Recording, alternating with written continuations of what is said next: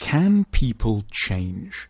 The question may sound somewhat abstract and disinterested, as if one were asking for a friend or for the universe, but it's likely to be a good deal more personally and painfully motivated than that. We ask typically and acutely when we're in a relationship with someone who's inflicting a great deal of pain on us, someone who's refusing to open their hearts or can never stop lying, someone who's aggressive or detached, someone who's harming themselves or managing to devastate us. We ask too because the one immediately obvious response to frustration isn't in this case open to us. We're not able to simply get up and go. We're too emotionally or practically invested to give up. Something roots us to the spot.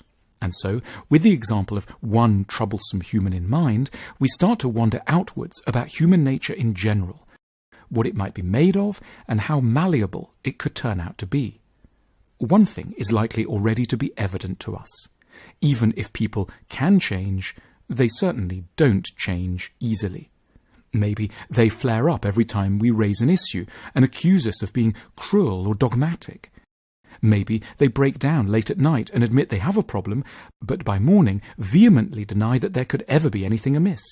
Maybe they say, yes, they get it now, but they don't ever deploy understanding where it really matters.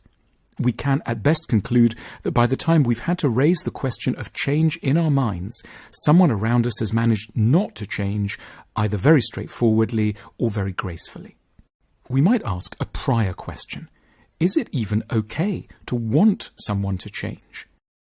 The implication from those who generate trouble for us is most often an indignant no. Love me for who I am is their mantra. But, considered more imaginatively, only a perfect human would ever deny that they might need to grow a little in order more richly to deserve the love of another.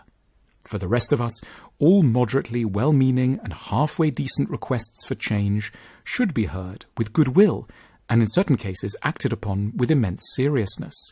Those who bristle at the suggestion that they might need to change are, paradoxically, giving off the clearest evidence that they may be in grave need of inner evolution.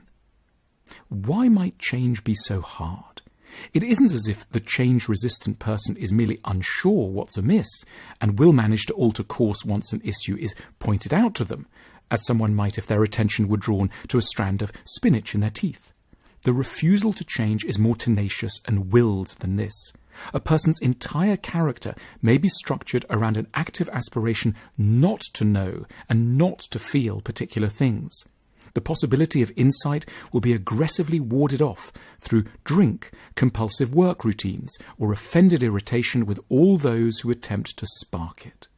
In other words, the unchanging person doesn't only lack knowledge, they are vigorously committed to not acquiring it. And they resist it because they're fleeing from something extraordinarily painful in their past that they were originally too weak or helpless to face and still haven't found the wherewithal to confront. One isn't so much dealing with an unchanging person as first and foremost with a traumatized one. Part of the problem when one is on the outside is realizing what one's up against. The lack of change can seem so frustrating because one can't apprehend why it should be so hard. Couldn't they simply move an inch or two in the right direction? But if we considered at that moment the full scale of what this person once faced and the conditions in which their mind was formed, and certain of its doors bolted shut, we might be more realistic and more compassionate. Couldn't they just would no longer quite make sense. At the same time, very importantly, we might not stick around as long as we often do. We should at this juncture perhaps ask ourselves a question that may feel at once unfair and rather tough. Given how clear the evidence is of a lack of change in a certain person, and hence of a lack of realistic hope that our needs are going to be met anytime soon, why are we still here? Why are we trying to open a door that can't open, and returning to a recurring frustration and hoping for a different result? What broken part of us can't leave a lack of fulfillment alone?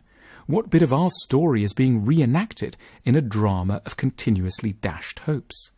And if we're talking of change, might we one day change into characters who don't sit around waiting without end for other people to change? might we become better at sifting through options and allowing through only those people who can already meet the lion's share of our needs? In addition, might we become better at deploying a dash of life-sustaining ruthlessness in order sometimes to leave those who frustrate and rebuff us? We may need to rebuild our minds in order, with time, to change into people who don't wander for too long if and when people might change. Visit our shop to give a life-changing gift.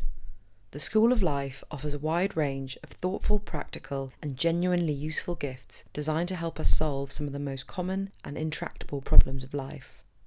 Click now to learn more.